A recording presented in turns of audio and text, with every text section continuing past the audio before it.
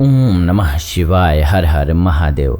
मित्रों, आज के इस वीडियो में नाग पंचमी की पौराणिक कथा सुनते हैं। इस कथा को सुनने मात्र से जीवन से सभी परेशानियां दूर हो जाती हैं और काल सर्प दोष का भी नाश हो जाता है। और आज नाग पंचमी भी है, तो आइए कथा सुनते हैं। आप सभी प्रेम से कमेंट में लिखिए ओम नमः शिवाय। शिव जी के गण हैं, सर्प बिच्छू ये सभी शिव जी के साथ रहते हैं, तो इसलिए प्रेम से कमेंट में ज़रूर लिखिए ओम नमः शिवाय। आइए कथा सुनते हैं। नाग पंचमी की पौराणिक कथा के अनुसार प्राचीन काल में एक सेठ जी के 7 पुत्र थे। 7 का विवाह हो चुका था। सबसे छोटे पुत्र की पत्नी श्रेष्ठ चरित्र वाली और बहुत ही विद्वान के साथ साथ सुशील थीं, परंतु उनका कोई भी भाई नहीं था। एक दिन बड़ी बहू ने घर लीपने को पीली मिट्टी लाने के लिए सभी बहुओं को साथ चलने को कहा, तो सभी धलिया और खुरपी लेकर के मिट्टी खोदने लगीं। तभी वहाँ पर एक सर्प निकला जिसे बड़ी बहू खुरपी से मारने लगी। यह देख करके छोटी बहू ने उसे रोकते हुए कहा, मत मारो इसे, यह बेचारा निरपराध है, इसने कोई अपराध नहीं किया। यह सुनकर बड़ी बहू ने उसे नहीं मारा। तब सर्प एक ओर जा बैठा। तब छोटी बहू ने उससे कहा, हम अभी लौट करके आते हैं, तुम यहाँ से जाना मत। यह कह करके वह सबके साथ मिट्टी लेकर के घर चली गई और वहाँ कामकाज में फंस गई और सर्प से जो वादा किया था उसे भूल गई। उसे दूसरे दिन बात याद आई तो सबको साथ लेकर के वहाँ पहुँची और सर्प को उस स्थान पर बैठा देख करके बोली, सर्प भैया नमस्कार। सर्प ने कहा, तू भैया कह चुकी है इसलिए तुझे छोड़ देता हूँ, नहीं तो झूठी बात कहने के कारण तुझे अभी डस लेता। वह बोली, भैया मुझसे भूल हो गई, उसकी क्षमा मांगती हूँ। तब सर्प बोला, अच्छा तू आज से मेरी बहन हुई और मैं तेरा भाई हुआ, तुझे जो मांगना हो वो मांग ले। वह बोली, भैया मेरा कोई नहीं है, अच्छा हुआ जो तू मेरा भाई बन गया। कुछ दिन व्यतीत होने पर वह सर्प मनुष्य का रूप रख करके उसके घर आया और बोला कि मेरी बहन को भेज दो। सबने कहा, इसके तो कोई भाई नहीं था। तो वह बोला, मैं दूर के रिश्ते में इसका भाई हूँ, बचपन में ही बाहर चला गया था। उसके विश्वास दिलाने पर घर के लोगों ने छोटी को उसके साथ भेज दिया। उसने मार्ग में बताया कि मैं वही सर्प हूँ, इसलिए तू डरना नहीं और जहाँ चलने में कठिनाई हो वहाँ मेरी पूँछ पकड़ लेना।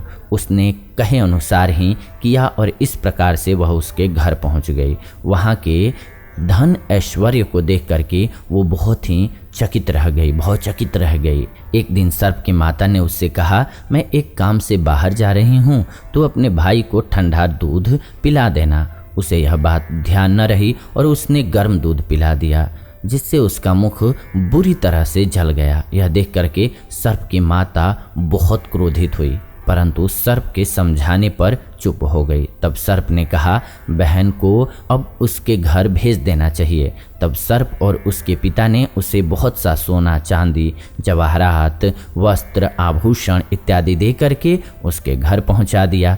इतने ढेर सारे धन दौलत को देख करके बड़ी बहू ने ईर्ष्या से कहा, भाई तो बड़ा धनवान है, तुझे तो उससे और भी धन लाना चाहिए था।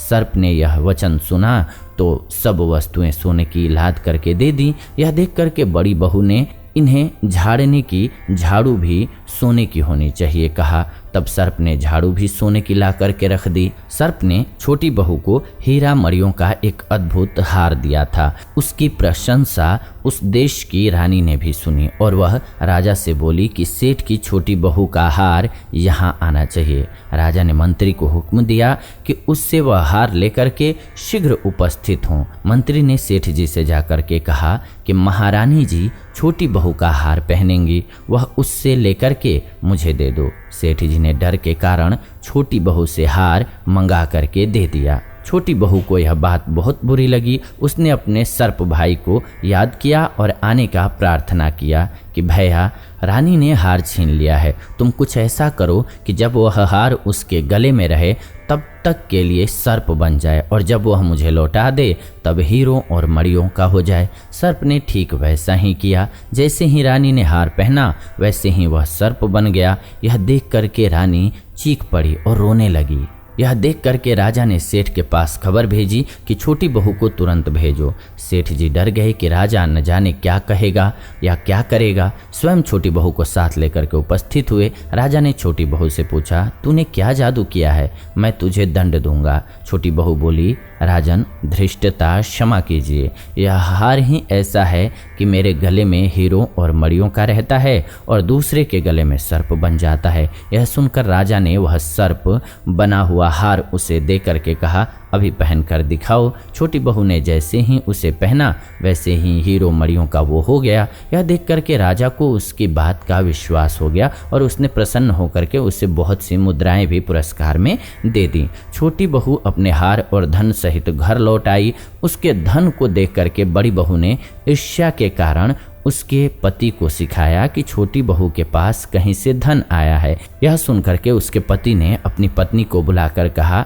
ठीक ठीक बता कि यह धन तुझे कौन देता है। तब वह सर्प को याद करने लगी। उसी समय सर्प ने प्रकट होकर के कहा, यदि मेरी धर्म बहन के आचरण पर संदेह प्रकट करेगा तो मैं उसे खा लूँगा। यह सुनकर छोटी बहू का पति बहुत प्रसन्न हुआ और उसने सर्प देवता का बड़ा सत्कार किया। उसी दिन से नाग पंचमी का त्यौहार मनाया जाता है और स्त्रियां सर्प को भाई मान करके उसकी पूजा करती हैं। तो एक बार प्रेम से बोलिए शेषनाग की जय। कमेंट में भी जरूर लिखिए ओम नमः शिवाय, हर हर महादेव। ये नाग पंचमी की कथा सुनने से नाग सर्प दोष से भी मुक्ति मिल जाती है और जीवन से बाधाएं कष्ट मिट जाते हैं।